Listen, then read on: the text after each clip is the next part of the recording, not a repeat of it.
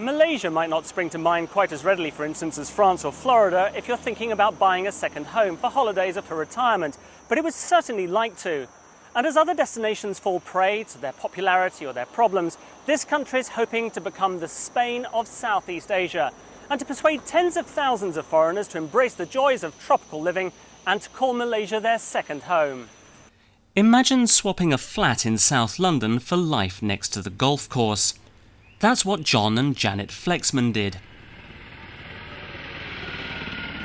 The Flexmans moved to Malaysia some 5 years ago. They already knew the country, but they hadn't thought of retiring here until they read about a scheme then called the Silver Hair Programme. That was Malaysia's first attempt to attract more mature expatriates. The couple looked around and they settled on a spot just metres from the fairways on the outskirts of the historic city of Malacca. And having bought a plot of land, they built their dream home. You wouldn't think so to look at it, but 5 years ago, this was a building site. And just like their plants, it hasn't taken the couple long to put down roots here. The house cost the Flexmans a shade over $450,000, and they're very proud of it. This is the master bedroom, and round the corner we have the master bathroom, and in between the master bathroom and the bedroom we have the wardrobes. The house stretches over 600 square metres. There are 2 more bedrooms upstairs. This is one of our guest rooms. We call it the blue room, and what I like about it is the space, and it's light and airy with walk-in wardrobe and a very nice bathroom. Downstairs is a huge open-plan kitchen and living room. John even has his own study and mini cinema. But why Malaysia? It's the cost of living, which is so cheap. It enables you to live at a level you just couldn't imagine in UK. The cost of living, I think, is about 25 to 30% that of UK. And we don't pay tax on the pension here in Malaysia. Malaysia sells itself as truly Asia, but what it really is Asia light. It's exotic, but it's not too exotic. There's local colour, but plenty of familiar shops and menus, and English is very widely spoken here.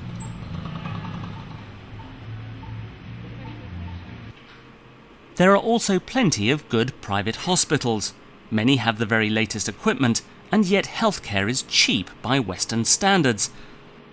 Which is useful because you must have medical insurance to live here under the scheme that's now called Malaysia My Second Home. And there are a few other conditions. It's relatively straightforward. All you have to do basically is prove that you have income to support yourself because you're not allowed to work under the program, and you normally are required to place a fixed deposit of about 40,000 US dollars in local currency in a bank in Malaysia. If you're under 50, then the amount rises to 80,000 US dollars. Many expatriates are drawn to Malaysia because it's one of the few places in Southeast Asia where foreigners can own land. Property is relatively inexpensive, and there's now no tax if you sell at a profit, but caution is still advisable. One very important thing to bear in mind if you're thinking about buying a home abroad is that your legal rights there might not be the same as they are at home. And here in Malaysia, for instance, homeowners' rights are really quite limited. So if someone wants to build a highway or a skyrise or even a massive new development right next to your dream home, there's almost nothing you can do about it. You can scream as loud as you like, but no one's going to hear you. Inadequate regulation has allowed a building frenzy, and that's left Malaysia with a property glut. There are lots of empty units and prices have been falling, so buying a house here isn't necessarily a great investment. But the Flexmans say it can be a happy experience if you follow a few tips. Bureaucracy, I always deal through a middleman, either the solicitor or my builder. And if they wanted to see me, I was taken there by either of those two. It's very, very important to follow local advice, to follow what suggestions the locals make, follow them up and pick out what you think is best for you. Sadly, while we were filming, the Flexmans mysteriously disappeared. So until they turn up again, I volunteered to look after their place for them.